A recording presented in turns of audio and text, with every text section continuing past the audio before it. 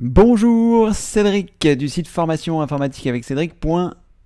Alors qu'allons-nous voir dans cette nouvelle vidéo, je vais vous montrer comment créer un tableur grâce à Google Drive. Alors pourquoi est-ce que je fais cette vidéo?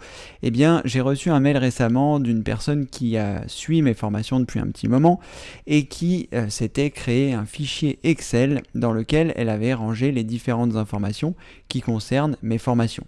Donc par exemple, la vidéo qu'elle avait regardée, l'endroit où elle en était restée, les choses intéressantes qui étaient dans cette vidéo, éventuellement d'autres commentaires qui pouvaient s'intégrer dans mes vidéos, dans le cadre de mes vidéos, des mots-clés, etc. Et eh bien, elle m'a envoyé un mail en me disant qu'elle avait perdu ce fichier Excel et que, eh bien, elle ne le retrouvait plus et qu'elle n'avait pas moyen de remettre la main dessus. Et donc, je me suis dit que j'allais vous faire une vidéo pour vous expliquer comment ne plus jamais perdre vos fichiers Excel. Alors, la première étape, c'est de vous rendre sur Google et il faut pour ce faire que vous ayez une adresse Gmail. Donc, une adresse Gmail, c'est gratuit. Je vous mettrai un lien ci-dessous qui vous explique comment, eh bien, créer une adresse email aujourd'hui en 2018. Le plus simple sinon, si vous ne voulez pas regarder en dessous, c'est de vous rendre sur le site formation informatique avec Cédric.fr, de vous rendre dans la rubrique formation, de choisir j'envoie des mails comme un pro et à partir de là, eh bien, vous allez avoir un certain nombre de vidéos qui concernent le mail, mais plus particulièrement Gmail et vous verrez ici dans vidéo mise à jour comment créer une adresse email en 2018. Ça vous permettra d'avoir une adresse Gmail et vous trouverez aussi 31 vidéos pour vous expliquer comment bien l'utiliser, les pièces jointes, etc., etc. Donc n'hésitez pas à vous rendre sur le site, vous allez ensuite dans la rubrique formation, vous choisissez j'envoie des emails comme un pro. Donc une fois que vous avez votre adresse email Gmail, vous allez avoir la possibilité de vous connecter depuis Google. Donc ici, vous vous assurez que vous êtes connecté en cliquant ici en haut à droite et en vous assurant ici que vous êtes bien connecté avec la bonne adresse email. Sinon, Google vous proposera ici la connexion. Une fois que vous avez réalisé ces manipulations, vous êtes prêt à ne plus jamais perdre vos feuilles de calcul Excel. Alors, la première chose à faire, c'est de cliquer sur les 9 points qui se trouvent ici et ensuite de choisir Drive. À partir de là, vous allez être redirigé vers Google Drive.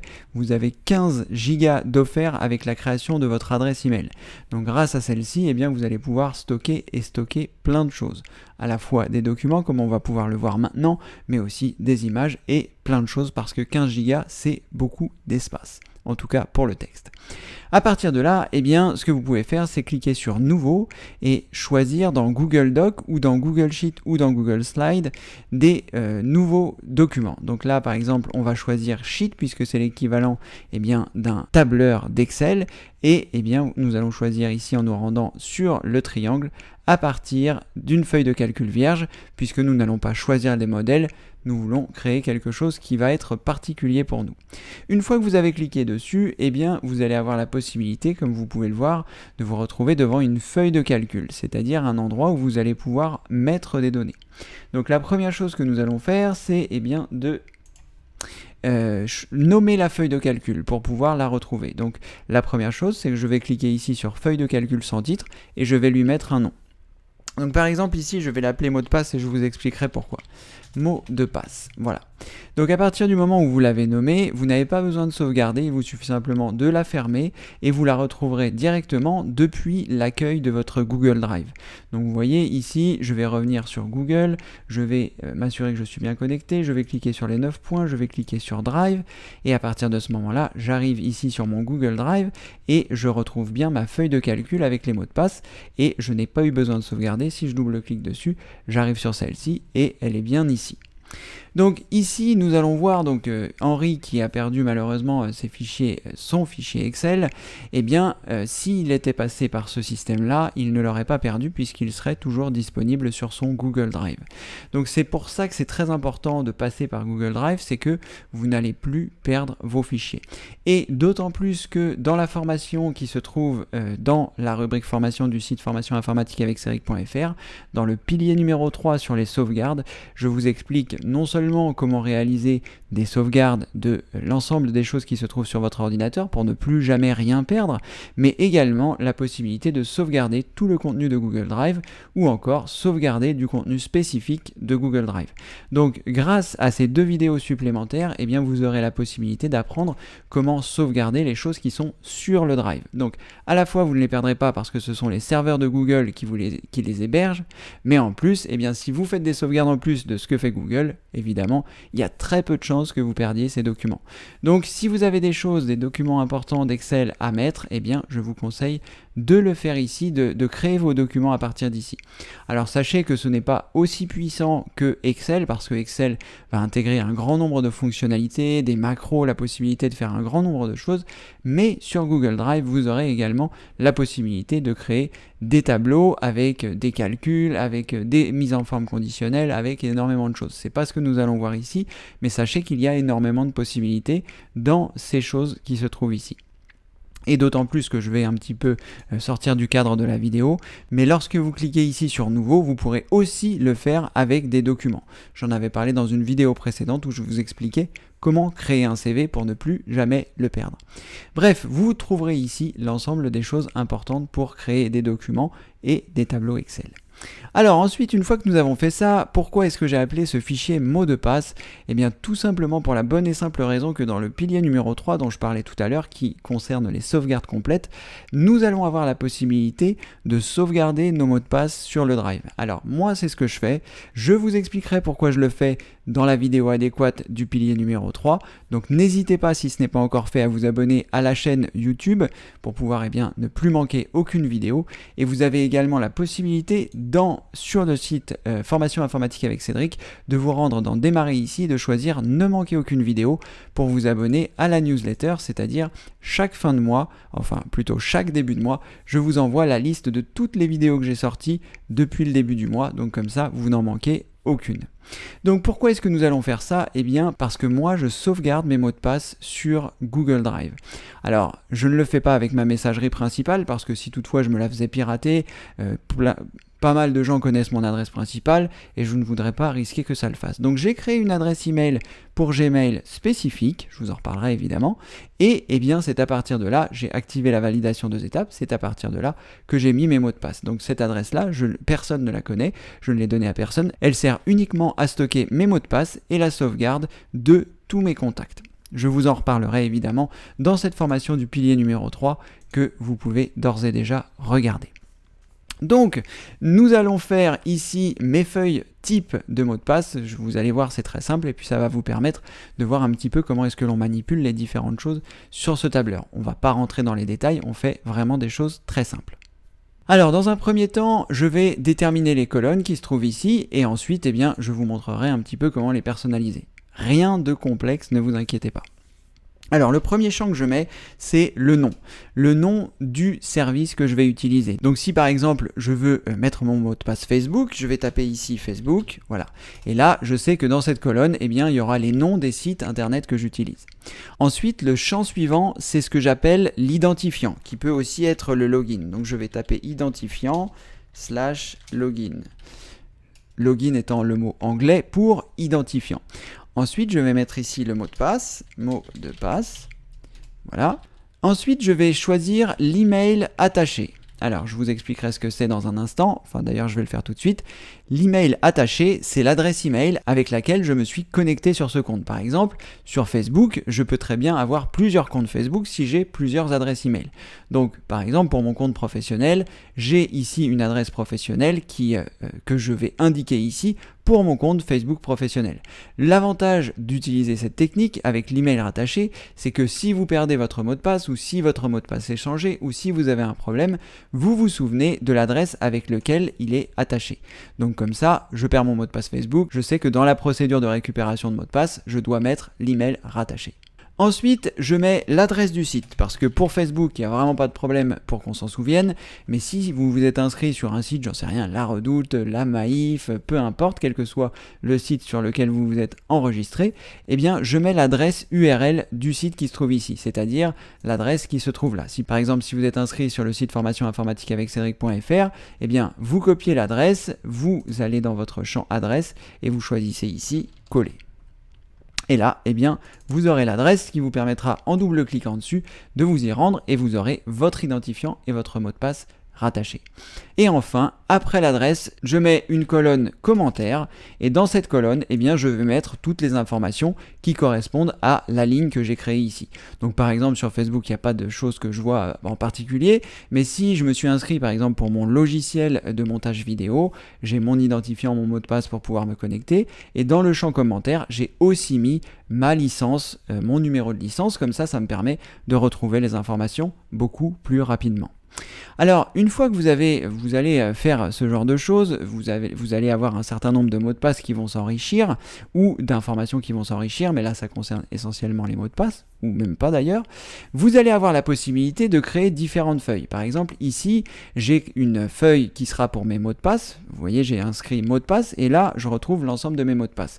Mais j'ai des mots de passe que j'utilise plus souvent que d'autres. Par exemple, les mots de passe de mes adresses email, quand je réinstalle mon ordi, j'ai besoin d'avoir ces mêmes adresses. Donc, pour ne pas avoir à les chercher dans l'ensemble de tous les mots de passe qui se trouvent ici, parce qu'au bout d'un moment on en a beaucoup, je sais pas combien j'en ai, mais je dirais au moins plus d'une centaine, vous avez la possibilité ici de cliquer sur plus et de créer une nouvelle feuille, vous voyez, qui sera vierge. Et à partir de là, par exemple, eh bien, je vais la renommer, je clique sur le triangle qui est ici, je choisis renommer, et là je vais par exemple l'appeler email. Voilà, là je vais renommer cette feuille, je vais l'appeler MDP pour mot de passe, et là, je vais l'appeler email. Donc, je vais à nouveau recopier ici les champs que j'ai mis ici. Donc, je les sélectionne avec ma souris, en cliquant à gauche et en restant appuyé, en faisant glisser. Et ensuite, je vais faire un clic droit, je vais choisir copier. Je vais venir sur ma fiche email, je vais me mettre dans la première colonne, je vais faire un clic droit et je vais choisir coller. Et là, il va me recoller les différentes choses qui étaient dans ma première cellule. Et comme ceci, eh bien, je mettrai ici simplement mes adresses email. Et donc lorsque j'arriverai sur mon champ mot de passe, il me suffira simplement de cliquer sur email et je retrouverai très facilement l'ensemble des identifiants et des mots de passe qui concernent eh bien, mes adresses email. Donc vous l'avez compris, vous allez avoir la possibilité de rajouter autant de feuilles que vous souhaitez, ce qui vous permettra eh bien, d'organiser votre fichier Excel comme vous le souhaitez. Mais ça, évidemment, vous savez déjà le faire si vous utilisez Excel. Il y a également dans Excel différentes choses comme ceci. Ensuite, qu'est-ce que je fais? La première chose que je vais faire, c'est redimensionner les colonnes. Donc, je vais les dimensionner un petit peu en fonction de la largeur de mon écran et en fonction des différentes informations qui se trouvent ici. L'email rattaché, c'est souvent long. L'adresse c'est souvent long, les commentaires c'est souvent long. Voilà, donc je vais redimensionner ainsi en cliquant, vous voyez lorsque je passe entre deux colonnes, il y a le curseur change de forme et vous allez avoir la possibilité en faisant un clic gauche et en glissant sur la gauche et sur la droite, la possibilité de l'élargir. Donc au fil du temps, vous allez voir en fonction de ce qui prend le plus de place, vous pourrez si vous le souhaitez cliquer glisser à gauche, cliquer glisser à droite et ça vous permettra eh bien d'avoir la taille adéquate. Vous avez également la possibilité, si vous le souhaitez, comme dans Excel, de double-cliquer ici plutôt que de faire un simple clic. Et à ce moment-là, eh bien, la colonne va prendre la taille du mot le plus long dans cette même colonne.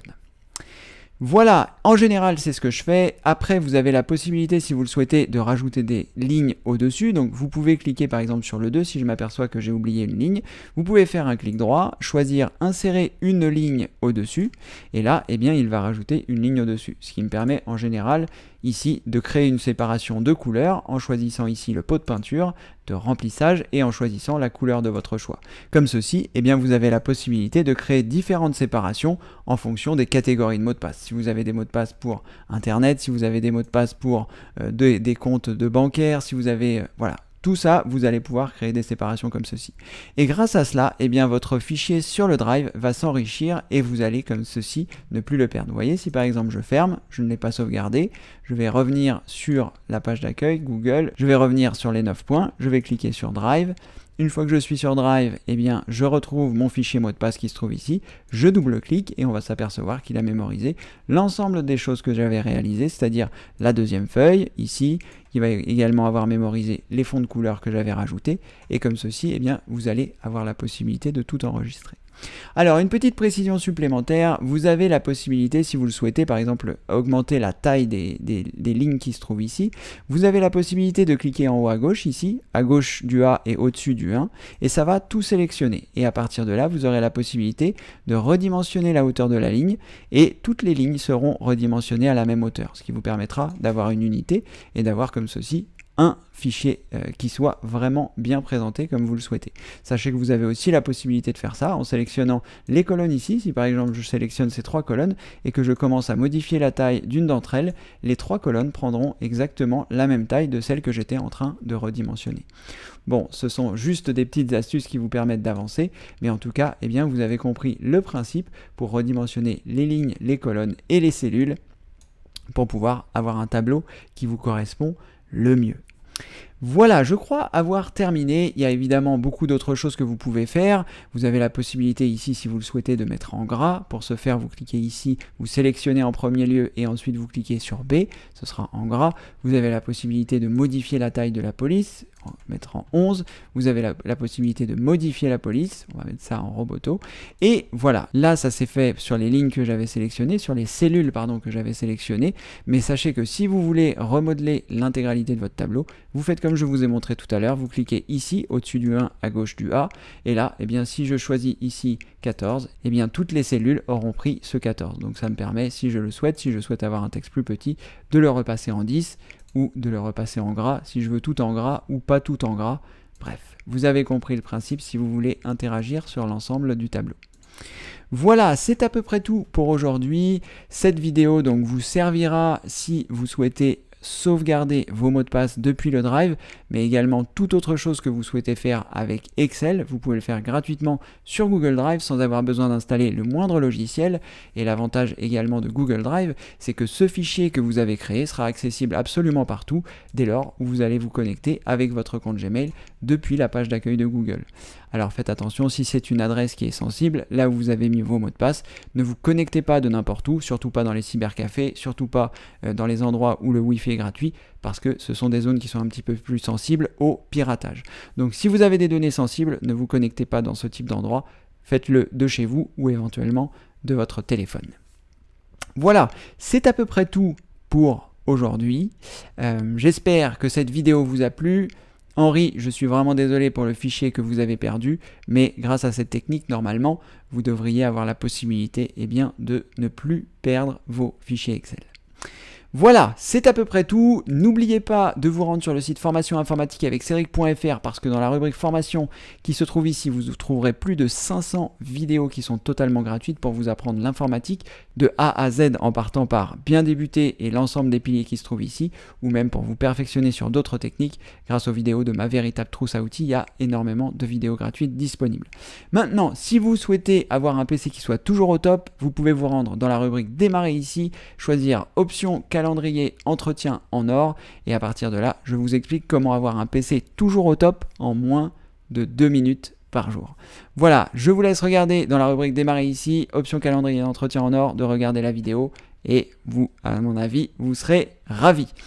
C'était Cédric du site formation informatique avec Cédric.fr et comme le veut la tradition, je vous dis à très bientôt pour une prochaine vidéo. Merci, au revoir.